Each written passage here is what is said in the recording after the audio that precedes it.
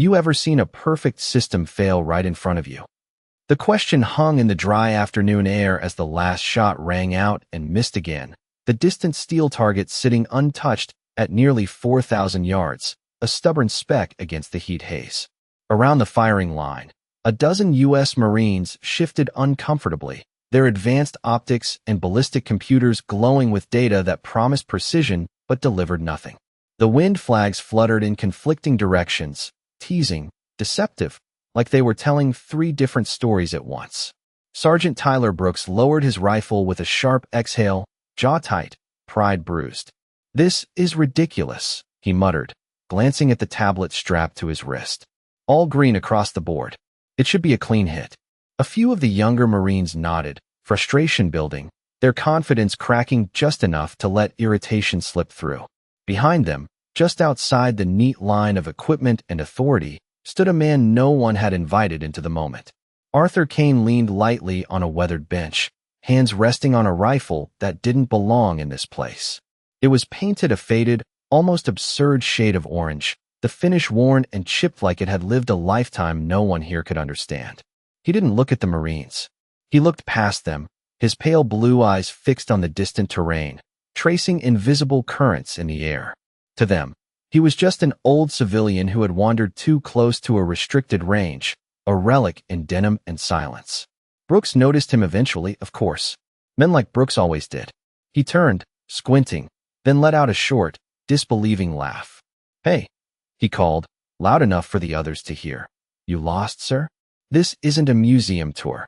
A few chuckles followed, light at first, then sharper as they caught sight of the rifle. One Marine nudged another, pointing. "What is that thing?" "Looks like a toy," someone added. Brooks stepped closer, boots crunching on gravel, eyes locked on the bright, out-of-place weapon. "You planning to paint targets with that?" he said, voice edged with mock curiosity. Arthur didn't answer. He shifted his weight slightly, the motion slow, deliberate, as if time moved differently around him. The wind brushed across the range, lifting dust, tugging at sleeves, whispering along the metal frames.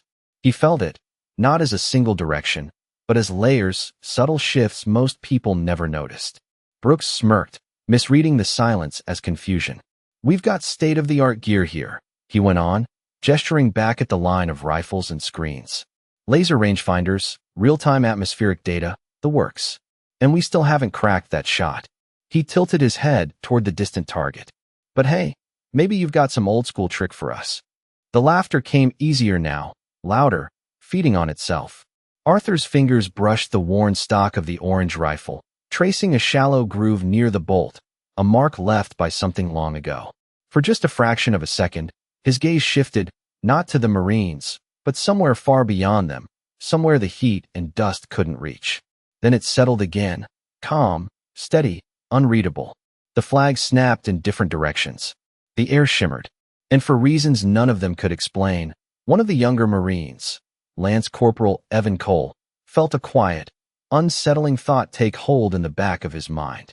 Maybe the system wasn't the problem. Maybe they were looking at it all wrong. Arthur Kane did not fire, not yet, and that was the first thing that unsettled them, because every Marine on that line had been trained to trust timing, to trust the rhythm of breath and trigger, but this was different. This was patience stretched beyond comfort, his finger resting along the guard, not even touching the trigger as his eyes remained fixed far beyond the visible target, as if the steel plate at 4,000 yards was only part of the equation and not the whole of it. And the wind moved again, a subtle shift that barely stirred the nearest flag but twisted the far one just enough to change its story. And Arthur saw it, not with effort, but with familiarity, like recognizing the voice of an old friend in a crowded room. While behind him Brooks shifted his stance, the confidence still there but thinning at the edges. "You are overthinking it," he said, though. It sounded more like he was trying to convince himself than the old man. "It is just distance and math." And Arthur's head tilted slightly, almost imperceptibly, as if acknowledging the statement without agreeing to it. And Evan Cole felt it then, a quiet realization settling deeper. This was not about math. This was about something else entirely. Something that could not be downloaded onto a screen or calculated in real time. Something that lived in memory and instinct. And Arthur finally let out a slow breath, not forced, not controlled, just natural, the kind of breath that came from years of knowing exactly when to take it. And in that moment the range seemed to narrow, the chatter of equipment, the shifting boots, even the distant hum of generators faded into the background, leaving only the wind and the man who understood it. And then his finger moved, not quickly, not dramatically, just a gentle, deliberate pressure that completed a motion begun long before anyone on that line had even noticed him. And the sound that followed was clean and singular, cutting through the air without echo or exaggeration, a single report that seemed almost too simple for what it carried. And then nothing, no immediate reaction, no instant confirmation, just silence stretching outward across the distance as every eye locked onto the far horizon, waiting, counting seconds that felt longer than they should. And Brooks lowered his chin slightly, squinting, trying to see what his instruments could not yet confirm. And Evan felt his pulse in his ears, not from excitement, but from something closer to recognition, like witnessing a moment that had already happened before, somewhere else, under different skies. And then it came, a faint, delayed sound carried back across 4,000 yards. The unmistakable ring of steel touched precisely where it needed to be, and the effect was immediate but silent. No one cheered. No one spoke. The Marines simply stood there, their certainty stripped away in an instant, replaced by something heavier, something that did not fit into training manuals or data readouts. And Brooks blinked once, then again, his mouth parting slightly, as if searching for words that refused to come. And Arthur lowered the rifle with the same calm he had raised it. No triumph, no acknowledgement, just a quiet completion of a task that, to him, had never been impossible. And behind them the radio crackled again, louder this time, urgent now, a voice repeating a name with unmistakable weight. And somewhere beyond the range, far removed from dust and heat, a decision had already been made to come see exactly what had just happened. The sound of steel being struck faded into the vast distance, but its meaning stayed behind, heavy and undeniable, settling over the firing line like a weight no one had prepared for. And for several long seconds no one moved, no one spoke, as if any motion might somehow undo what they had just witnessed. Sergeant Brooks stood frozen with his arms still crossed, but the posture no longer carried authority, it carried hesitation, uncertainty creeping into the space where confidence had lived just moments before. And his eyes remained locked on the distant target as if he could force it to reveal a mistake, something he could explain, something he could correct. But there was nothing to correct. The shot had been clean, exact, final, and Arthur Kane simply lowered the orange rifle, his movements as calm as ever, as if the outcome had never been in doubt, his fingers resting briefly along the worn groove in the stock before releasing it entirely. And he stepped back half a pace, giving the space back to the Marines without a word, as though he had only borrowed the moment. And behind him Evan Cole swallowed slowly, his mind racing not with disbelief, but with realization, the kind that arrives quietly and refuses to leave, because what he had just seen did not feel like luck. It felt like something practiced, something lived through again and again until it became second nature. And the radio at Brooks's shoulder crackled sharply, louder now, the voice on the other end. No longer casual, no longer routine. Range control, confirm identity.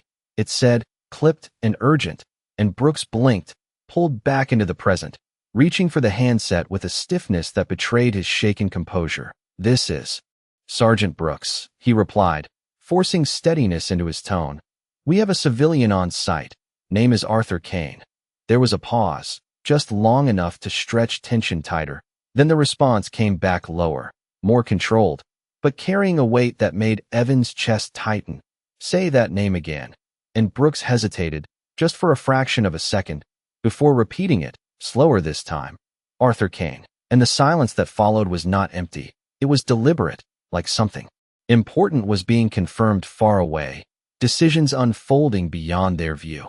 And when the voice returned it was different, no longer just a voice on a radio, but something sharper, something carrying authority that outranked everything on that range. "Stand by."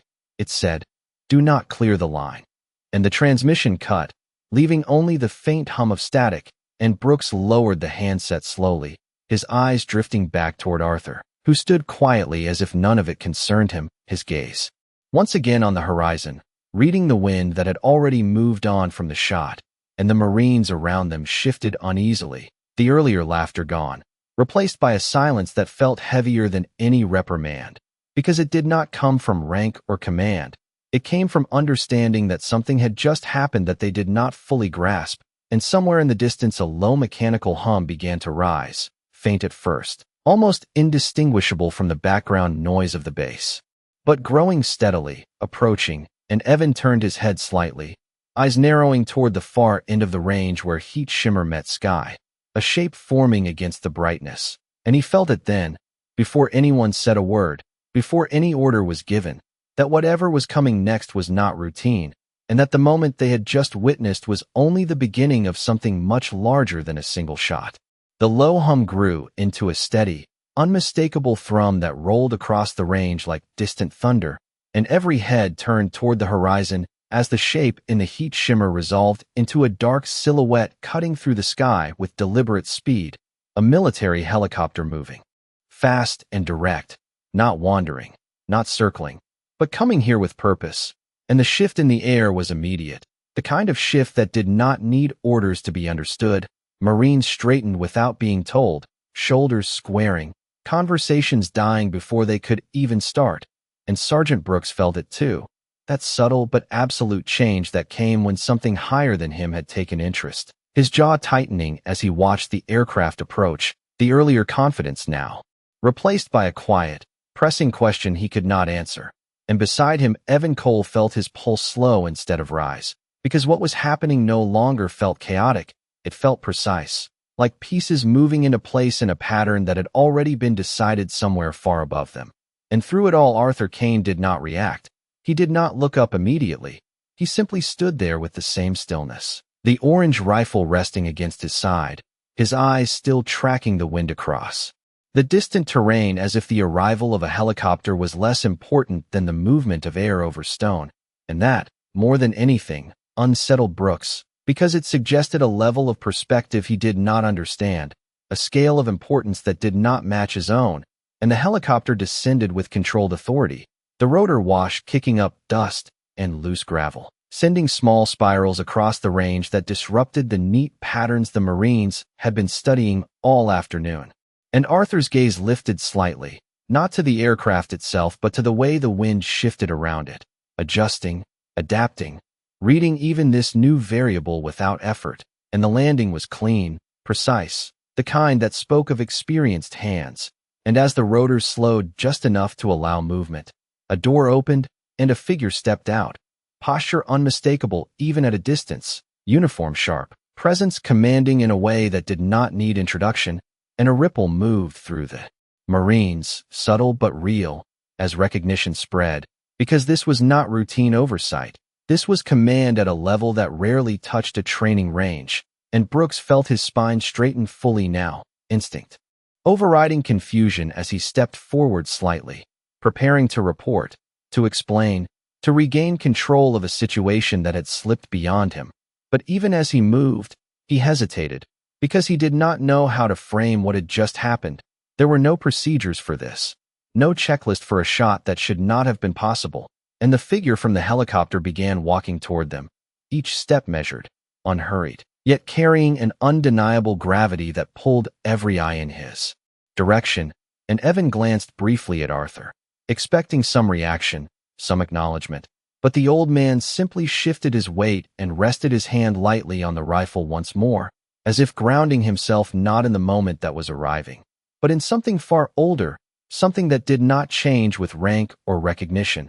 And as the distance closed, the air seemed to tighten again, not with tension this time, but with anticipation, the kind that builds just before a truth is spoken out loud.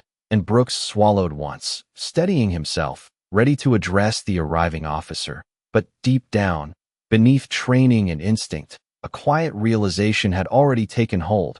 Whatever was about to be said would not be about him, or his team, or even the range. It would be about the man standing silently beside him, the one they had all underestimated, and the one who had just changed everything without raising his voice. The man stepping out of the helicopter did not rush, and that alone said more than any insignia ever could. because men who carried that kind of authority did not need to move quickly to be felt. His boots touched the ground with measured certainty as the rotor wash settled into a steady rhythm behind him, and every Marine on the line instinctively straightened, shoulders locked, eyes forward. The atmosphere shifting from confusion into something closer to formal recognition, and Sergeant Brooks stepped forward, ready to report, to regain some measure of control, but the words stalled before they could fully form, because the officer's gaze did not land on him. It passed over him, not dismissively, but with a focus directed elsewhere, and that focus settled unmistakably on Arthur Kane, and for a brief moment the world seemed to narrow to that line of sight. As if everything else on the range had become secondary, Brooks cleared his throat, forcing himself to speak. "Sir, we have a civilian on a restricted," but the officer raised a hand slightly, not abrupt, not disrespectful, just enough to stop the sentence before it could continue. And the silence that followed was heavier than any command, because it carried understanding rather than instruction, and Evan Cole felt it clearly now, the confirmation of what he had sensed from the beginning. This was not a mistake. This was not an accident. This was recognition arriving in real time. And the officer continued forward, closing the last few yards with steady steps, his expression controlled, but not cold. There was something else there, something closer to respect held in restraint. And when he finally stopped, it was not in front of Brooks, not in front of the assembled Marines, but directly in front of Arthur Kane. And for the first time since the helicopter had landed, Arthur shifted his gaze fully, meeting the man's eyes without hesitation, without deference, just a quiet acknowledgement, and the two stood there for a second that stretched longer than it should have, not because of tension, but because of history that no one else on that range could see. And Brooks felt his certainty slip further, replaced by a growing awareness that he was no longer the center of this moment. He was simply witnessing it. And the officer spoke, his voice calm, measured, carrying weight without force. "Arthur Kane," he said, not as a question, but as a confirmation, and Arthur gave the smallest nod, a gesture so subtle it might have been missed if not for the silence surrounding it. And the officer exhaled slowly, as if releasing something held for a long time, and for just a fraction of a second, the rigid structure of command softened into something more personal, something that did not fit neatly into rank or protocol. And behind them the Marines remained perfectly still, because even without understanding the full context, they knew they were standing inside a moment that mattered, a moment where the usual rules did not fully apply. And Brooks glanced at Evan, searching for something to anchor himself, but Evan only shook his head slightly, his eyes fixed forward, because there was nothing to explain, not yet, and the officer's posture shifted just enough to signal what was coming next, not an order, not a correction, but a response that would redefine everything that had just taken place. And in that quiet space, before a single additional word was spoken, the truth had already begun to surface, not loudly, not dramatically, but with the kind of certainty that left no room for doubt. The officer held Arthur Kane's gaze for a moment longer. Then something subtle but unmistakable shifted in his posture, not a relaxation, not a loss of authority, but a deliberate transition from command to respect. And without raising his voice, without any dramatic gesture, he straightened fully and brought his hand up in a crisp, precise salute, the motion clean and exact, executed with the kind of discipline that only came from years of service.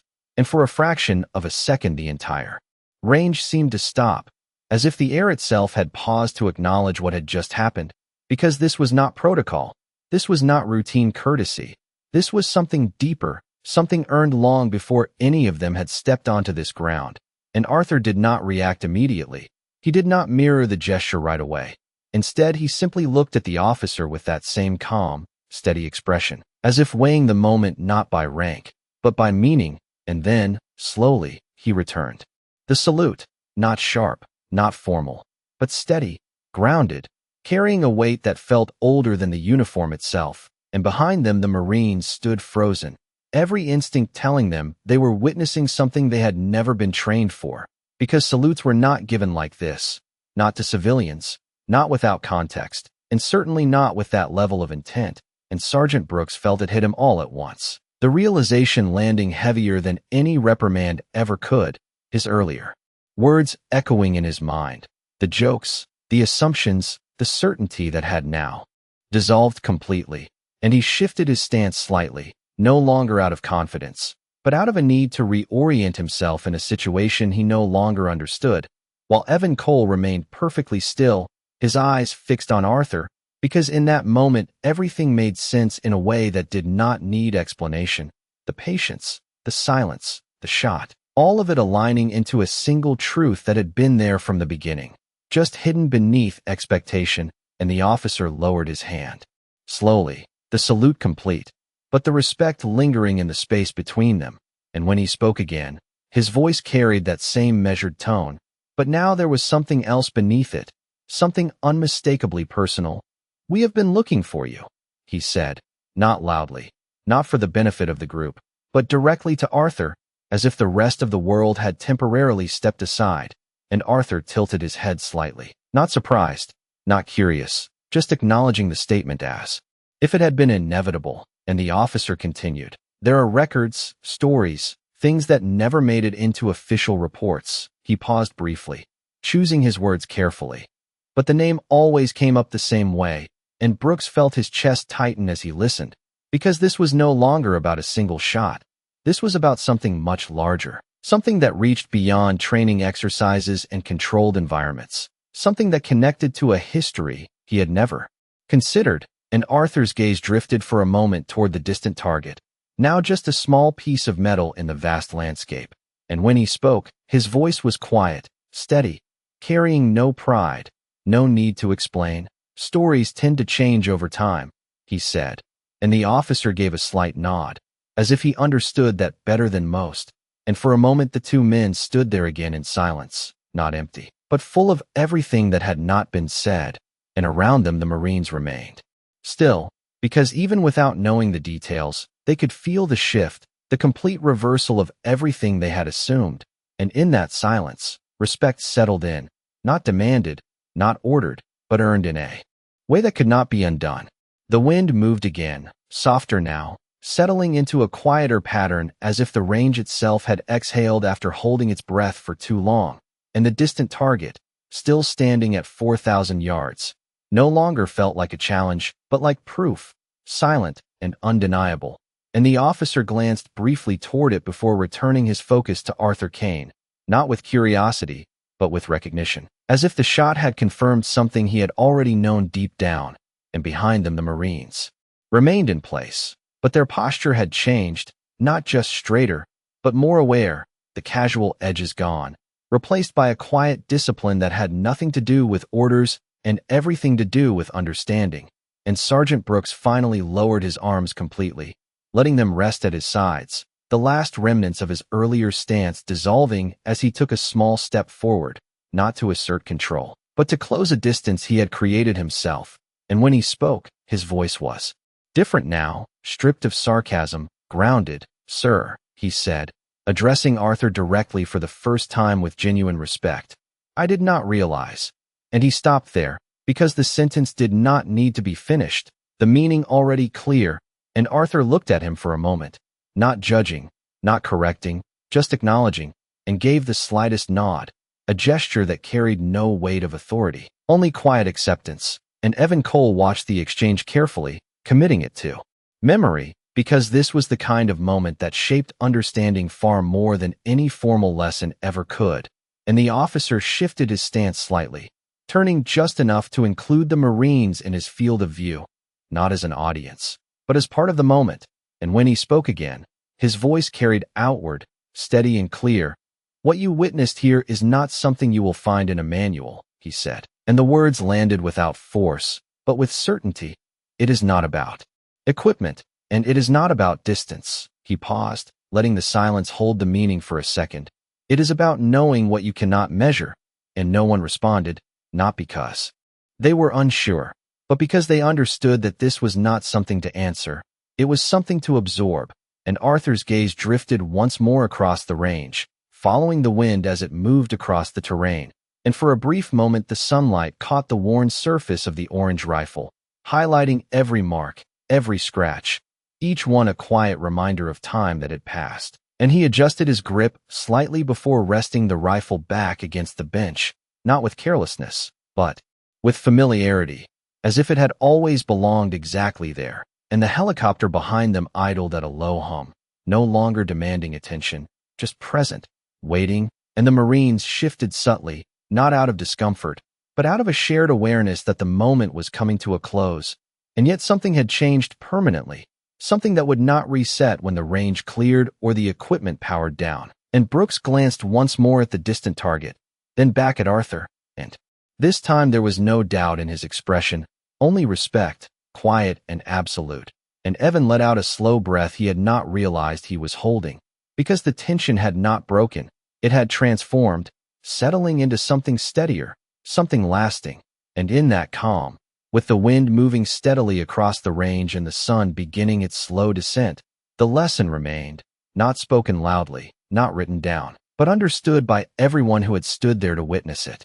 The sun had begun its slow descent, casting longer shadows across the range, softening the hard edges of steel and dust into something quieter, something reflective, and the hum of the helicopter remained steady in the background, no longer urgent, just waiting, as if it understood that what had happened here could not be rushed to a conclusion. And Arthur Kane stood for a moment longer beside the bench, his hand resting lightly on the worn surface of the orange rifle, not gripping it, not claiming it, just acknowledging it the way one acknowledges something that has already given everything it ever needed to give.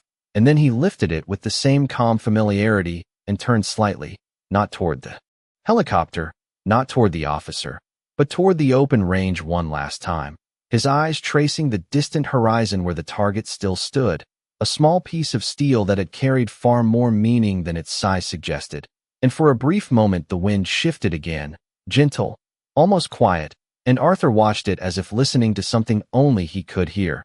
And then he gave a faint nod, not to anyone present, but to the moment itself, as if closing a chapter that had never needed words. And behind him the Marines remained still, not because they were ordered to, but because they did not yet feel ready to move. Sergeant Brooks standing with a posture that had changed completely from the man he had been earlier that afternoon, the certainty replaced by something steadier, something earned through understanding rather than assumed through rank. And Evan Cole stood beside him, silent, his gaze following Arthur as he began to walk, each step unhurried, unburdened, carrying no trace of the weight that others might have placed on what had just happened.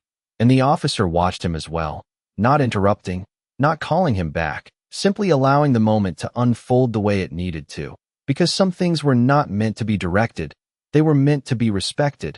And as Arthur passed by the Marines, there was a subtle shift among them, not a formal motion, not synchronized, but one by one, almost instinctively, they straightened just a fraction more, a quiet acknowledgement that did not need to be announced. And Brooks lowered his gaze briefly, not out of shame, but out of recognition, then lifted it again with a clarity he had not carried before. And Arthur reached the edge of the range where the dust met the worn path beyond it, and he did not look back. Not because he was dismissive, but because he did not need to. The moment was complete, the lesson already left behind, and the helicopter door remained open, the officer still standing near it, waiting without urgency. And for a second it seemed as though Arthur might continue walking past it entirely, but then he paused, just slightly, his hand brushing once more against the rifle, as if confirming its presence, and he turned toward the aircraft with the same steady composure, stepping forward without hesitation. And as he approached, the officer gave a small nod, not commanding, not requesting, just acknowledging, and Arthur returned it with the same quiet understanding before stepping up and inside. And the door closed with a soft, final sound that carried across the range like the end of a sentence, and the rotors began to build again, the air stirring, lifting dust into slow spirals that faded quickly in the evening light. And the Marines stood watching as the helicopter rose, not speaking, not moving, simply observing as it lifted into the sky and turned away, becoming smaller against the horizon until it disappeared into the distance. And the range fell quiet once more, but it was not the same quiet as before. It was fuller, deeper, carrying something that would remain long after the equipment was packed away and the targets reset. And Brooks exhaled slowly, his voice low. When he finally spoke, Not to anyone in particular, but to the moment itself. Some things are not taught, he said, and Evan nodded once beside him, eyes still on the horizon, because he understood now, and the wind moved gently across the range, steady and constant, as if it had always been there, waiting for someone who knew how to listen, and somewhere in that quiet, the truth settled in, simple and lasting. That respect is not demanded, it is recognized, and once seen, it is never forgotten.